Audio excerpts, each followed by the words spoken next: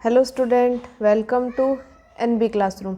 Student, आज हम discussion करेंगे इलेक्ट्रॉनिक विन्यास। ठीक है, इलेक्ट्रॉनिक विन्यास किस प्रकार से लिखे जाते हैं।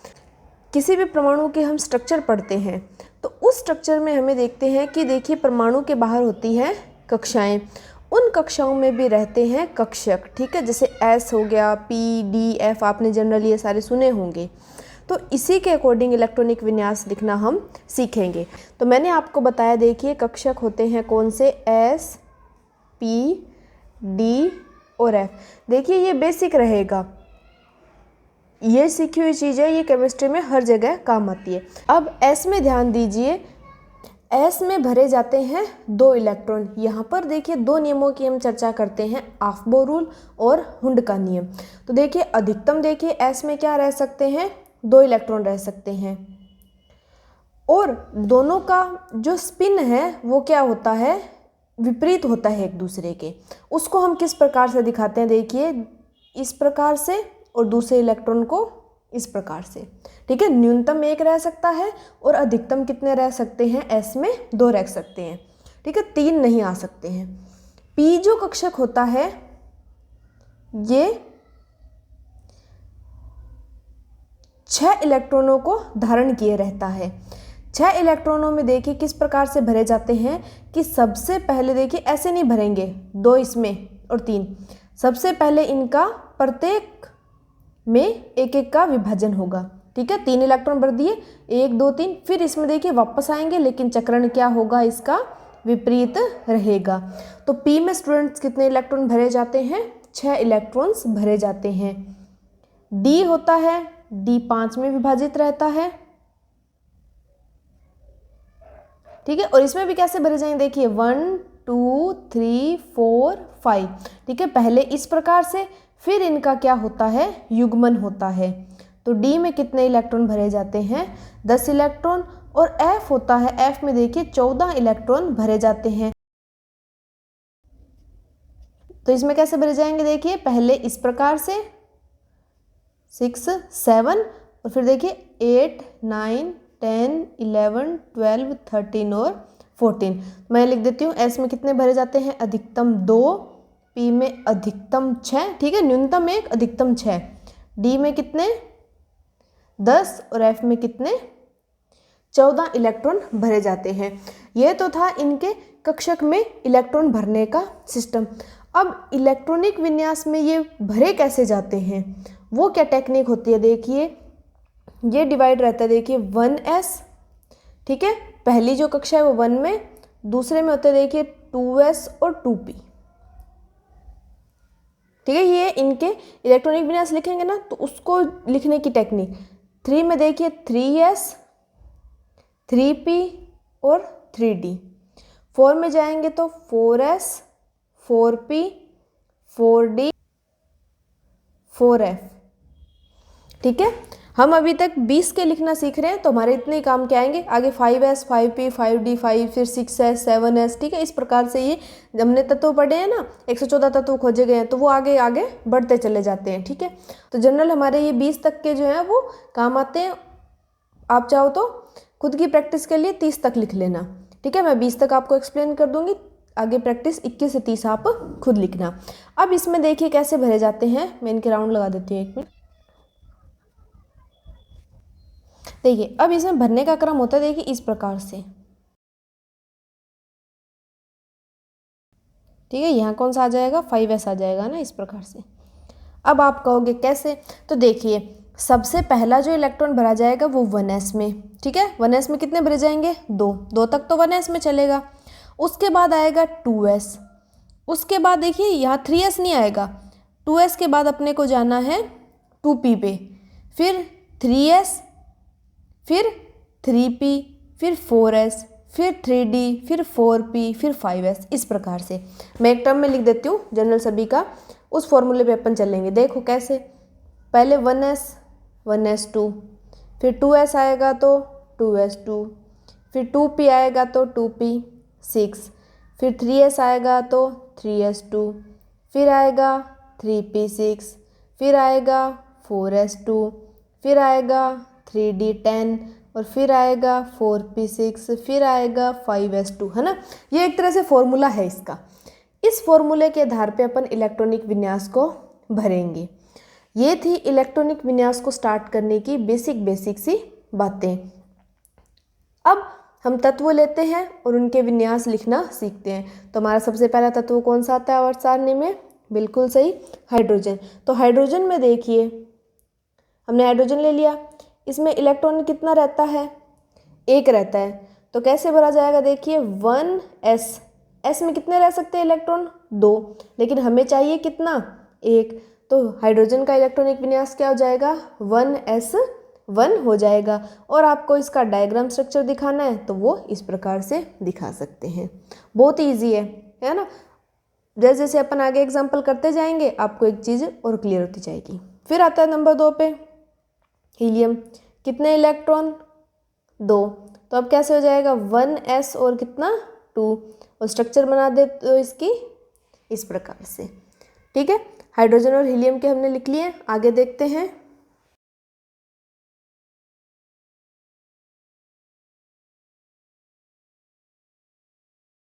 अब देखिए हम लेंगे लिथियम। कितने इलेक्ट्रॉन?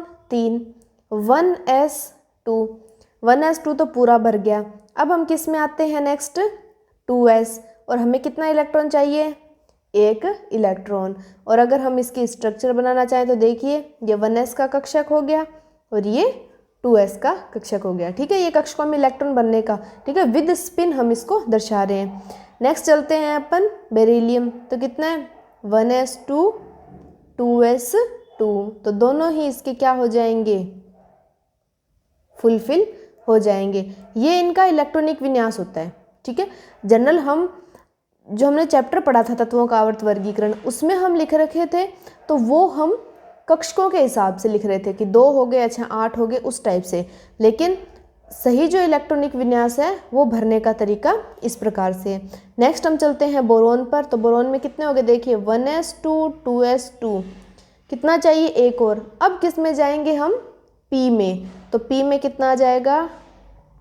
2p1। और स्ट्रक्चर आप बनाना चाहो तो देखिए 1s, 2s, और अब p में कितने आ जाएंगे? 1 इलेक्ट्रॉन p के अंदर आ जाएगा। Next carbon. तो कितना हो जाएगा? 1s2, 2s2 और 2p2। ठीक है, मैं आपको विद इनके कक्षकों में भरने के साथ के तरीके से भी बता रही हूँ। ठीक है, ये भरे जाते हैं हुंड का नियम। हुंड का नियम क्या कहता है कि पहले आप सिंगल सिंगल तीनों में जाइए, फिर आप इनका कपलिंग यानी युग्मन करना स्टार्ट कीजिए। तो ये कौन सा हो जाएगा? कार्बन का इलेक्ट्रॉनिक विन्यास। नाइट्रोजन का देखेंगे तो देखिए अब किस में बढ़ते जाएंगे? अब ये p का नंबर ही लगता जाएगा जब तक p में 6 पूरे नहीं हो जाते। इसी के तरह देखिए 1s2, 2s2, 2p4, यहाँ तक जाते हैं। सॉरी, इसका रह गया।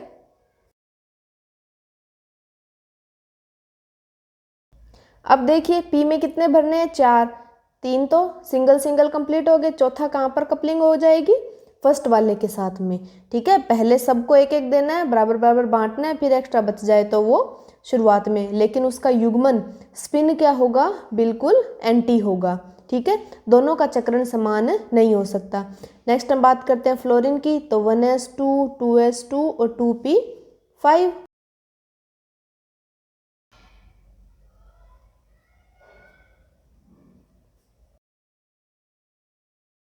अब देखिए नियोन तक आए। नियोन में देखिए सारे फुल हो गए, एस कक्षक भी फुल हो गया और पी भी पूरा फुल हो गया। तो आपने एक बात नोट की होगी, ये हीलियम, फिर आया नियोन, इनके कक्षक क्या हैं? पूर्ण भरे हुए हैं। और ये क्या होती हैं? आपको याद होगी, बिल्कुल नोबल गैसें। क्या कहा जाता है इनको? नोबल गैसें या उत्कृष्ट गैसें। इनके पूरे इलेक्ट्रॉनों की पूर्ति हो रखी है। कौन कौन सी आती है? देखिए है ना, अगर कर, 0 रन पर, है ना, ये सारी है।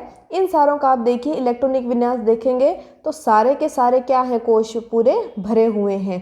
तो यहाँ पर ये आ जाती है। हीलियम के बाद कौन सी आ जाती है? नियोन। ठीक है स्टूडेंट, ये तो 1 से 10 तक के हो गए। अब आपको समझ आ ही गए होंगे।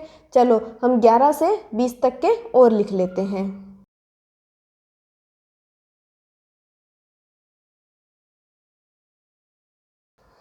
नेक्स्ट देखिए स्टूडेंट, 11 नंबर पे है हमारे पास में सोडियम। तो हमारे पास फॉर्मूला क्या देखिए, 1s2 2s2 2p6 और फिर कहाँ जाना है हमें, वापस से s कक्षक में जाना है।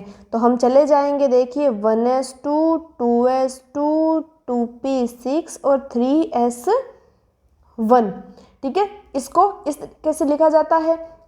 कई बार इसको देखिए इस प्रकार से भी लिखा जाता है, देखिए नियोन, नियोन के बाहर बड़ा ब्रैकेट और 3s1। ठीक है, ये सिमिलर है।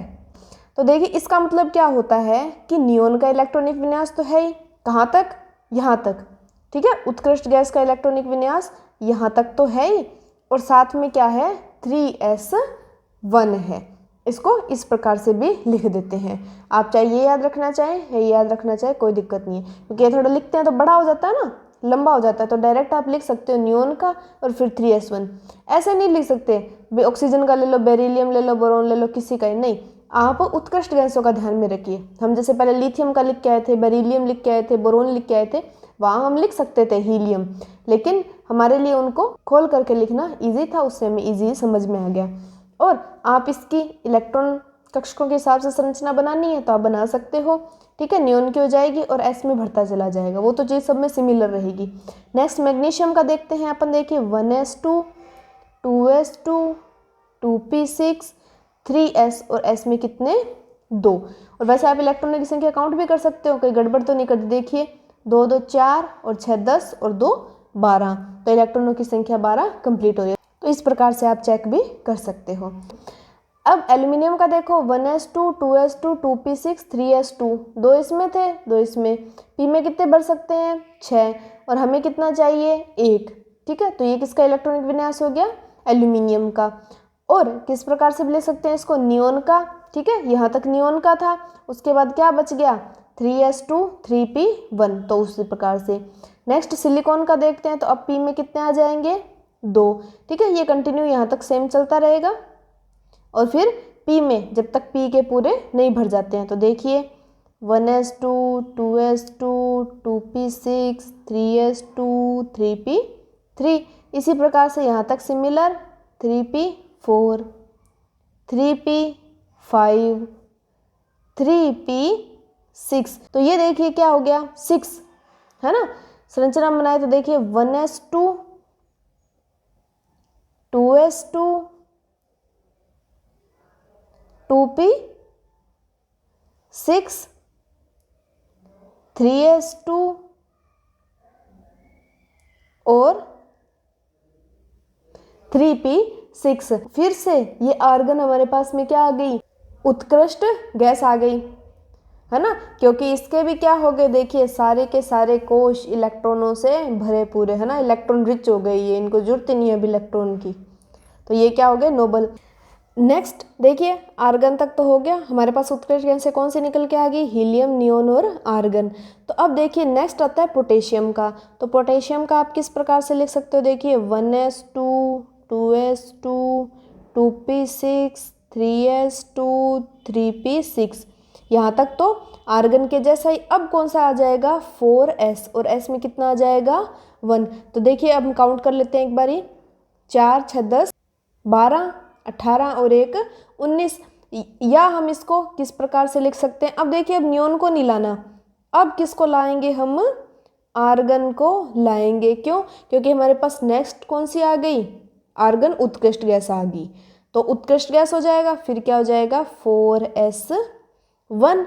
और कैल्शियम का हम और देख लेते हैं, तो 1s2 2s2 2p6 3s2 3p6 4s और 2, और यहाँ हम इसको क्या लिख सकते हैं, आर्गन और 4s2। ओके स्टूडेंट, समझ में आया आपको। देखिए कितना सिंपल और इजी है इलेक्ट्रॉनिक विन्यास लिखना। तो अब आपको क्या करना है, 1 से जो 20 तत्वों के तो हमने सीख लिए हैं, आप प्रैक्टिस करना 21 से लेकर के 30 तक के तत्वों के इलेक्ट्रॉनिक विन्यास लिखने की। ताकि आपकी प्रैक्टिस भी हो जाए और इन्हें भी आप एक बार बिना देखे लिखिए। और साथ में मैंने आपको ये जो स्ट्रक्चर्स बताई हैं इन्हें भी आप थोड़ा ध्यान में रखिए, क्योंकि इनसे आप अभी आगे क्लास में जाओगे, जैसे 11th और 12th केमिस्ट्री में जाओगे तो आपको इलेक्ट्रॉनिक स्पिन, ये ऑफ-बो रूल, ये हुंस का नियम, ये सारे पढ़ने को मिलेंगे। तो उस समय आपके ये कंसेप्ट पहले से क्लियर होगा कि किस प्रकार से हम कक्षकों के अंदर इलेक्ट्रॉनों को भरते हैं, क्या उनका स्पिन रहता है। ओके स्टूडेंट, तो आज की क्लास में हमने लिखना सीखा इलेक्ट्रॉनिक विन्यास। ओके स्टूडेंट, तो इसी प्रकार मिलते हैं हम नेक्स्ट क्लास में एक नए और इंटरेस्टिंग टॉपिक के साथ में। Thank you for watching.